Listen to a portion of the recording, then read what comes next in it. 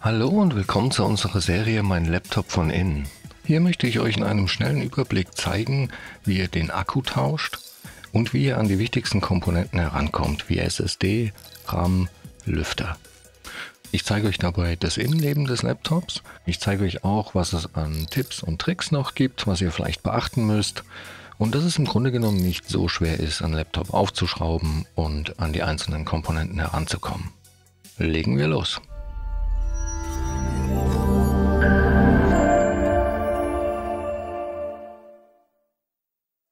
So, wir haben hier einen Dell Inspiron 15 und zwar ein 7506 und ich zeige euch auch gleich, wie ihr an die genaue Modellnummer herankommt, aber zuallererst trennen wir mal das Laptop vom Ladekabel. Die genaue Modellbezeichnung steht bei diesem Gerät nicht direkt mit dabei. Dafür gibt es eine Service-Tag-Nummer und die kann man auf der Dell-Webseite eingeben und bekommt darüber die genaue Modellbezeichnung, mit der ihr dann auch super einfach alle Ersatzteile bei uns im Shop findet. Generell lässt sich noch zu dem Gerät sagen, dass man das Display nur als komplette Einheit tauschen kann. Das bedeutet natürlich auch, dass man die komplette Unit dann auch abbauen muss. Die Tastatur kommt zusammen mit dem Topcase und ja, dafür muss man alles aus dem Gehäuse herausnehmen. So, um das Laptop jetzt zu öffnen, muss man diese Schrauben hier lösen. Ich blende euch die auch im Bild ein. Und zu beachten ist da eigentlich nur, dass diese Schrauben hier im Gehäuse bleiben. Die werden also nur gelockert und nicht vollständig rausgenommen. Zum Öffnen habe ich hier ein Universalwerkzeugset benutzt. Da sind alle gängigen Schrauben und auch Aufsätze mit dabei, sehr praktisch. Ich verlinke euch das auch in der Videobeschreibung, falls ihr da Interesse habt. Und als Aufsatz nehme ich hier einen Kreuzschraubendreher und zwar ein PH0. So, dann wollen wir mal schauen, wo genau das Gehäuse eigentlich mit der Gehäuseunterseite verbunden ist. Denn da müssen wir dann rein, um es aufzuhebeln. Und hier zum Beispiel kann man die Trennlinie ganz gut sehen. Und auch hier erkennt man ziemlich gut, wo die Verbindungslinie zwischen Gehäuse und Gehäuseunterseite verläuft. Das Öffnen des Gerätes ist hier relativ einfach. Sobald man die 3 Schrauben auf der Rückseite da oben geöffnet hat, sieht man hier schon, dass da eine Lücke entsteht. Das wird wirklich nur von den Schrauben da oben gehalten und dann kommt man da super einfach rein. Zum Öffnen nehme ich hier einen dünnen flachen Metallgegenstand und dann nutze ich die Öffnung und hebel die Gehäuseunterseite ein bisschen nach oben, bis sie aus den Einraststellen rauskommt. Und wie gesagt, insgesamt sehr einfach hier. Man kann irgendwann dann auch einfach mit den Fingern drunter greifen und das mit ein bisschen Wippen und Wackeln dann einfach abziehen. Ja, so sieht dann die Gehäuseunterseite aus und so das Gerät von innen. Gut, bevor wir jetzt irgendetwas weiteres machen, trennen wir aber auf jeden Fall erst einmal den Akku vom Mainboard, dass das Gerät auch wirklich keinen Strom mehr hat. Und den Akku sehen wir hier und da läuft das Kabel und der Stecker zum Mainboard. In dem Fall ist es so, dass der Stecker einfach so nah am Akku sitzt, dass es ein super Gefummel ist, den überhaupt rauszukriegen. Das heißt, wir lösen erstmal diese Schrauben, nehmen dann den Akku einfach raus und kommen so viel besser an den Stecker dran.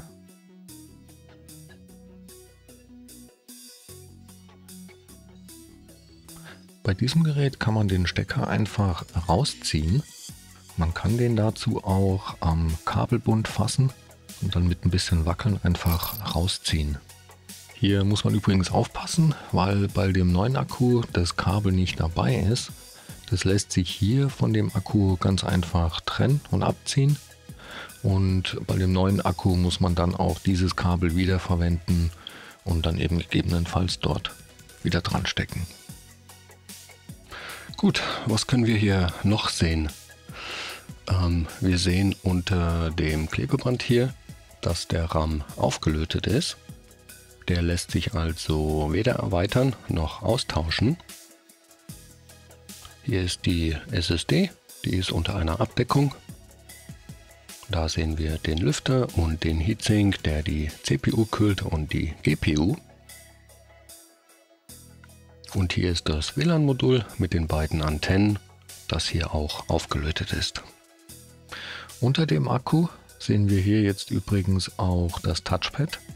Das lässt sich in dem Fall auch einzeln lösen. Dafür muss man nur diese Schrauben hier rausnehmen. Danach muss man noch das Kabel trennen. Und das ist hier mit einem Kippschalter verbunden. Den klappt man zuerst nach oben, nicht einfach dran ziehen. Und dann kann man das Kabel aus dem Stecker ziehen. Beim Wiederverbinden nur darauf achten, dass das Kabel wieder richtig drin sitzt, bis zu dieser Linie, die man hier sehen kann. Bis dahin einfach wieder reinstecken, was manchmal ein bisschen friemelig sein kann. Dann den Stecker einfach wieder zuklappen. So, hier sehen wir die SSD unter der Abdeckung. Die wird mit dieser Schraube hier gehalten und die Abdeckung mit der hier.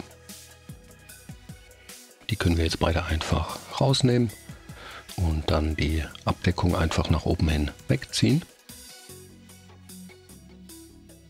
Da merken wir uns einfach, wie rum die drauf saß und legen die so einfach auch auf die Seite. Die SSD selber kann man so ein bisschen nach oben hebeln, falls die unten geklebt ist, und dann einfach aus dem Slot rausziehen. Hier kann es auch sein, dass eine kurze SSD drin ist oder man kann auch eine kurze einbauen. Und in dem Fall gibt es hier unten so einen kleinen Abstandshalter. Und den kann man auch lösen, einmal um 180 Grad drehen und dann hier oben reinschrauben. Und dann passt da auch eine kurze, beziehungsweise das Ganze umgekehrt, wenn man eine lange SSD einbauen will. Der Einbau ist super einfach. Man steckt die SSD wieder zurück in den Slot, drückt sie so ein bisschen nach unten, dann macht man einfach die Abdeckung wieder oben drauf und dann kann man beides wieder verschrauben.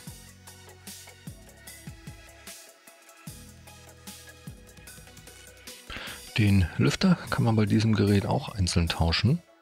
Dafür löst man diese Schrauben hier. Auch das Lüfterkabel selber, welches den Lüfter mit dem Mainboard verbindet, muss man trennen. Und hier ist es so, dass die Kabel sehr dünn sind. Da sollte man also nicht direkt dran ziehen, eher versuchen, den Stecker seitlich zu fassen und dann mit ein bisschen hin und her rütteln rauszuziehen. Sind die Schrauben dann entfernt, kann man den Lüfter einfach aus dem Gehäuse nehmen und gegebenenfalls durch einen neuen ersetzen. Sollte man übrigens mal nicht wissen, wie rum der Stecker reinkommt, die Kontakte, die man hier ganz gut sehen kann, zeigen in dem Fall beim Wiederverbinden nach unten. Da auf jeden Fall darauf achten, dass das Kabel bzw. der Stecker richtig drin und fest sitzt, damit am Ende der Lüfter auch wieder richtig arbeitet.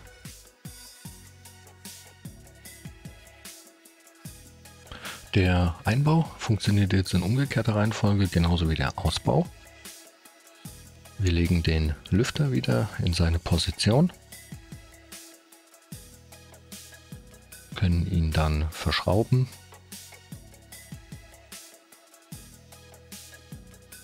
und schon hat man den Lüfter getauscht.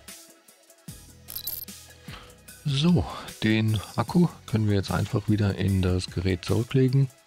Wie eingangs schon erwähnt, einfach sicherstellen, dass das Kabel am Akku selber ordentlich befestigt ist. Und in dem Fall stecke ich jetzt erst das Kabel wieder dran, einfach weil man da wirklich viel mehr Platz hat, um das richtig reinzudrücken.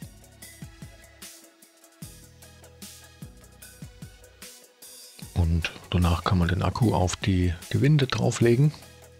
Das ist passgenau, da gibt es nicht so viele Möglichkeiten. Und ja, dann wird er einfach wieder verschraubt und dann hat man das erledigt.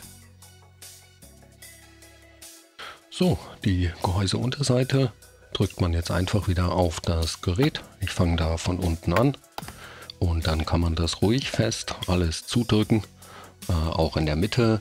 Man hört sehr gut, wie das alles wieder einrastet. Ich gehe dann am Ende auch immer noch einmal um das Gerät herum und schaue, dass alles zu ist. Und ja, die oberen Schrauben hier sorgen eigentlich dafür, dass das Gerät dann auch wirklich geschlossen ist.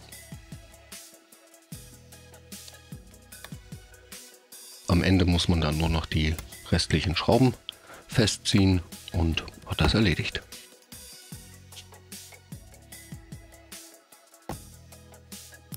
So, das war es auch schon wieder für dieses Modell. Wenn ihr noch Fragen oder Anregungen habt, lasst uns gerne einen Kommentar da. Und ja, ich hoffe, das Video hat euch weitergeholfen und ich wünsche euch viel Spaß beim Schrauben. Bis zum nächsten Mal. Ciao.